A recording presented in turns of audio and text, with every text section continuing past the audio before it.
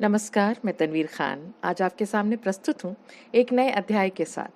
पाठ का नाम है सपनों के से दिन, जिसे लिखा है गुरुदयाल सिंह जी ने। आइए बढ़ते हैं पाठ के सारांश की ओर। बचपन में लेखक और उसके साथी एक जैसे थे, गरीब, फटे हाल, लापरवाह और खेलने के शौकीन। वे रोज ही लकड़ियों के ढेर पर से फिसलते हुए कितनी चोटें खाते थे। उनके मिट्टी भरे घाव देखकर माँ बहनें तरस खाने के बजाय उनकी पिटाई कर दिया करती थी। बाप भी इतने गुस्सैल होते थे कि चाहे बच्चों के नाक मुंह से खून आ जाए, परंतु वे पीटते ही चले जाते थे। फिर भी बच्चे अगले दिन खेलने पहुंच जाते थे। बचपन के सभी दोस्तों की आदतें भी मिलती जुलती थीं। उनमें से अधिकतर तो स्कूल जाते ही नहीं थे। कुछ गए भी तो अरुचि के कारण बस्ता तालाब में फेंक आए। उन दिनों अधिकतर माँ बाप बच्चों को पढ़ाते नहीं थे। वे सोचते थे कि बड़े होने पर इन्हें बही खाता लिखना सिखा देंगे, बस काफी है। लेखक के अधिकतर साथी राजस्थान या हरियाणा से आकर मंडी में व्यापार करने लगे थे। पता ही नहीं चला कि खेलने के 4 दिन कैसे बीत गए। वे सभी बच्चे पढ़ाई को तो कैद समझते थे, जेल समझते थे। बचपन में घास कुछ अधिक हरी और फूल कुछ अधिक मनमोहक प्रतीत होते थे। आज भी लेखक को स्कूल के रास्ते पर उगे झाड़ों की खुशबू याद है। कभी कभी वे क्यारियों में उगे फूलों की कलियां चपरासी की नजरें बचाकर तोड़ लिया करते थे। वे कलियां उनकी जेब में पड़ी रहती थीं या फिर वे उन्हें चबा जाया करते थे। बच्चे अक्सर फूल खा लिया करते हैं। गुलाब का फूल तो बड़ा अच्छा होता है सेहत के लिए, और फूलों से वैसे भी बहुत सारी दवाइयाँ वगैरह भी बनती हैं। तो बचपन में बहुत सारे बच्चों की आदत होती है कि वो फूल तोड़ के खा लिया करते हैं। और पुराने समय में तो माँ बाप ऐसे हुआ करते थे कि अगर आप बाहर कुछ शरारत करके आए या आपको चोट वगैरह लग गई, तो घर आने के बाद इससे पहले कि वो आपकी चोट देखें और खून देखें, पहले तो आपकी अच्छी पिटाई हो जाती थी। तो था उस समय का दौर, इस तरह का हुआ करता था। पेरेंट्स जो हैं थोड़े सख्त हुआ करते थे। तो वो लेखक के पेरेंट्स भी ऐसे ही थे। तो उस समय स्कूल में शुरू साल में 1.5-2 महीने की छुट्टियां हुआ करती थी गर्मी की। इन दिनों में लेखक अपने ननिहाल चले जाया करता था। वहां नानी उन्हें खूब दूध, दही, मक्खन खिलाती थी और प्यार करती थी। वे दोपहर तक गांव के तालाब में नहाते थे। बाद में नानी से कुछ भी खाकर मांग कर खाते थे। नानी उनकी बोली और कम खाने की आदत से बहुत खुश होती थी। वो अपने पोतों को भी उनसे कुछ सीखने को कहा करती थी। नानियों को नाती लोग बहुत प्यारे होते हैं और नतनियाँ बहुत प्यारी होती हैं, क्योंकि वो कम दिनों के लिए नानी के घर जाते हैं। तो नानी बहुत ज़्यादा लाड़ और दुलार करती हैं। तो लेखक की नानी भी उनको बहुत प्यार करती थी और अपने पोतों से कहती थी कि सीखो इनसे कुछ। जिस साल लेखक ननिहाल नहीं जा पाता था, उस साल वो गांव के तालाब पर चला जाता था। वो कपड़े उतारकर पानी में कूद जाता था। कुछ समय बाद रेतीले टीले पर चढ़कर वहां रेत के ऊपर लेटता था। फिर रेत में लथपथ होकर तालाब में छलांग लगा देता था। ऐसा वो और उसके साथी कई बार करते थे। कई साथी तो तैरने की मुद्रा में हाथ पांव भी हिलाते थे, परंतु उन्हें तैरना नहीं आता था। इसलिए कई बार वे गहरे पानी में चले जाते थे। उन्हें भैंस की सींग या पूंछ पकड़कर बाहर आने की सलाह दी जाती थी। कई बार मुंह में गंदा पानी भर जाता था, परंतु हाय हाय करके जैसे तैसे तालाब से बाहर निकल आते थे। इस प्रकार छुट्टियां बीतने लगती थीं। 1 महीना बीतने पर छुट्टियों के काम की याद आने लगती। फिर सोचते कि हिसाब के 200 सवाल निकालने हैं, यानी गणित के 200 सवाल सॉल्व करने हैं। रोज अगर 10 प्रश्न भी किए तो 20 दिन में हो जाएंगे। परंतु 10 दिन और बीत गए। तब एक दिन में 15 सवाल निपटाने की बात सोचने लगे, जैसा कि आजकल भी बच्चे करते हैं, आप लोग भी करते ही होंगे। कि सोचते हैं कि नहीं इतना समय है तो एक दिन में हमने 10 सवाल किए, 10 प्रश्न किए, तो जाहिर सी बात है कि 20 दिन में 200 पूरे हो जाएंगे, है ना। परंतु इसी तरह करते करते 10 दिन और बीत गए। तब एक दिन 15-15 सवाल निपटाने की बात आने लगी। सोचने लगे कि भाई 15 सवाल निपटा देंगे। कुछ लड़के सोचते कि काम ना करने के बदले मास्टर जी से पिट जाना अच्छा सस्ता सौदा है। वो सोचते कि ज़्यादा से ज़्यादा क्या होगा, अगर हम सवाल सॉल्व नहीं करेंगे, प्रश्न हल नहीं करेंगे तो क्या होगा, ज़्यादा से ज़्यादा मास्टर साहब मारेंगे, पिटाई करेंगे, कोई बात नहीं, सस्ता सौदा है, कम से कम काम करने से तो बच जाएंगे। ऐसा उस समय बच्चे सोचते थे और नॉर्मली ये बाल मनोविज्ञान है, सभी बच्चे ऐसा सोचते हैं। आप लोगों ने भी कभी कभी ऐसा सोचा होगा। लेखक ने भी ऐसी बहादुरी वाली बातें लेखक सोचने लगा, और ऐसे लड़कों का जो है, इस तरह के जो लड़के सोचा करते थे जिस तरह की बातें कि हम ऐसा कर लेंगे या ऐसा बहादुरी का काम कर लेंगे तो मास्टर जी से मार खा लेंगे तो बढ़िया हो जाएगा, क्या फ़र्क पड़ता है, कम से कम 2 महीने तो मज़े कर लिए, एक दिन मार खा लेंगे तो कोई बड़ी बात नहीं है। तो इस तरह की सोच वाले लड़कों में से एक सबसे बड़ा उनका जो नेता था उसका नाम था ओमा। ठीक है, तो ओमा जो है मारने पीटने बातें करने और गालियां देने में सबसे ऊपर था। उसका जो सिर था वो हांडी के बराबर था। वो लड़ाई में सिर से वार करता था। वो केवल 4 फुट का ठिगना सा लड़का था। आंखें बिल्ली जैसी थीं और चेहरा बंदरिया जैसा था। उसके सिर की जबरदस्त चोट से उससे 3 गुना बड़े लड़के भी कराह उठते थे। यानी उसकी सिर से इतनी जबरदस्त चोट लगती थी कि जो उससे 3 गुना बड़े लंबे चौड़े लड़के हुआ करते थे वो भी कराह उठते थे। लड़कों ने उसके सिर की टक्कर का नाम रेल बम्बा रखा हुआ था। लड़के कहते थे कि इसके सर की टक्कर मतलब रेल बम्बे के बराबर होती। रेल बम्बा यानी रेल का नल, जो बड़े बड़े आप देखो पाइप्स लगे होते हैं ना, ट्रेन वगैरह जब जाती हैं तो रास्ते में आप देखना मोटे मोटे पाइप्स लगे हुए होते हैं जिसमें से पानी गिर रहा होता है, तो उसको रेल बम्बा कहते हैं। बम्बा यानी नल। पीटी मास्टर जो है, पीटी मास्टर का उस दौर में बड़ा डर हुआ करता था। लेखक का जो है स्कूल छोटा सा था। सुबह प्रार्थना के समय सभी लड़के कतारों में खड़े रहते थे। अध्यापक भी एक जगह कतार बांधकर उनके पीछे खड़े रहते थे। परंतु पीटी मास्टर प्रीतम चंद लड़कों को की कतार को ठीक करवाने का काम करते थे। लड़के उनसे बड़े भयभीत रहते थे। सभी लड़के पहले और आखिरी लड़के को देखकर सीधी कतार बनाते थे तथा बीच का अंतर भी बराबर रखते थे। जरा भी किसी लड़के ने कतार तोड़ी या खुजली की तो प्रीतम चंद उस पर बांस की तरह झपट पड़ते थे। हेडमास्टर मदन मोहन शर्मा स्वभाव से बहुत नरम और हंसमुख थे। वो अंग्रेजी पढ़ाते थे। गुस्से में वे अपनी आंखें झपकाने लगते थे तथा लड़कों के गालों पर हाथ की उल्टी उंगलियों से चपत लगाया करते थे। जब उल्टी उंगलियों से चपत लगती है ना तो बहुत जोर से चोट लगती है। वो चपत उन्हें नमकीन पापड़ी जैसे मजेदार लगती थी, लेकिन जो अंग्रेजी के सर थे वो हल्की सी चपत लगाते थे।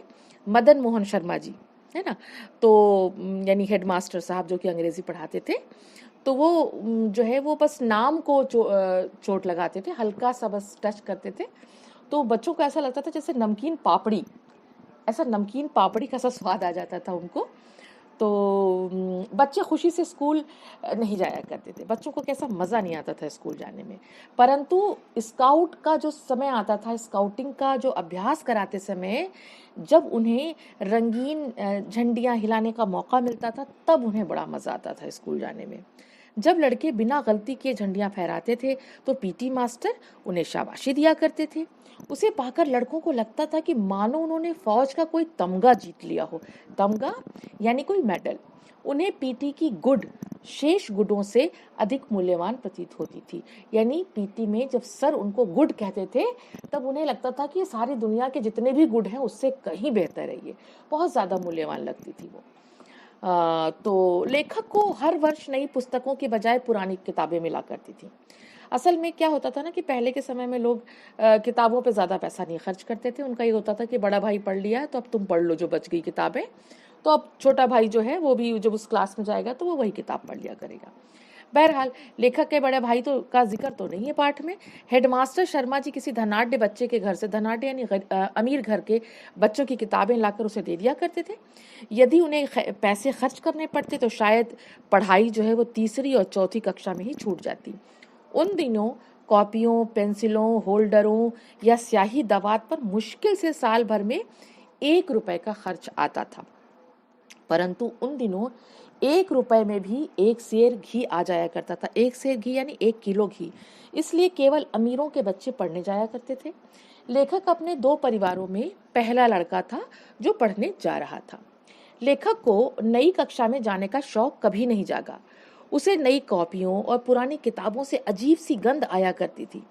आज लेखक को लगता है कि शायद मास्टरों की मारपीट और आगे की मुश्किल पढ़ाई के कारण ही उसे पढ़ाई में रुचि नहीं थी। उसे स्कूल अच्छा लगता था तो बस मास्टर पीतम चंद्र द्वारा कराई गई परेड, रिहर्सल तथा बूटों की खटपट से दाएं बाएं घूमने के कारण। दूसरा विश्व युद्ध निकट आ गया था। नाभा रियासत का राजा अंग्रेजों की गिरफ्तारी में ही मर चुका था। राजकुमार अभी विलायत में पढ़ रहा था, विलायत यानी विदेश। अंग्रेज गांव के युवकों को फौज में भर्ती कराने के लिए आए। उनके साथ नौटंकी करने वाले भी थे। वे गांव के युवकों को फुल बूट दिखाकर, लोभ दिखाकर, फुल बूट जो होता है जो फौजी लोग पहनते हैं, बूट ऊंचे ऊंचे, उसका लोभ दिखाकर फौज में भर्ती करवाना चाहते थे। उसके लिए वे गाना गाते थे, भर्ती हो जा रे रंगरूट। लेखक को स्कूल में वर्दी और बूट और जुराब पहनकर फौज का ही अनुभव होता था। जुराब मतलब मोजे। तो जब वो बूट पहन लेता था ऊंचे ऊंचे वाले, जिनके ऊपर तक वो रहते हैं डिजाइनर, वैसे वाले बूट जो फौजी लोग पहनते हैं, और अंदर जुराबे जब वो पहन लेते थे तो लेखक को लगता था कि वो फौज में ही भर्ती हो गए हैं। मास्टर पीतमचंद कभी मुस्कुराते नहीं थे। उनका रूप जो है, रंग रूप और स्वभाव बड़ा डरावना था। उनके बूटों से के पंजे के नीचे कील तथा एड़ियों के नीचे खुर्रियां लगी हुई थीं। बच्चे पीतमचंद से नफरत भी बहुत करते थे। कारण था मारपीट। वो मारते बहुत थे बच्चों को। एक दिन वे फारसी पढ़ाने के लिए कक्षा में आए। उन्होंने बच्चों को एक एक शब्द रूप याद करने के लिए दिया। वो शब्द रूप कठिन था। सब बच्चों ने बार बार याद किया, किंतु अगले दिन कोई भी नहीं सुना पाया। मास्टर जी ने सब लड़कों को कान पकड़ने के लिए कहा। सबने मुर्गा बनकर कान पकड़े। मास्टर जी चीखे, पीठ ऊंची करो, पीठ ऊंची करो।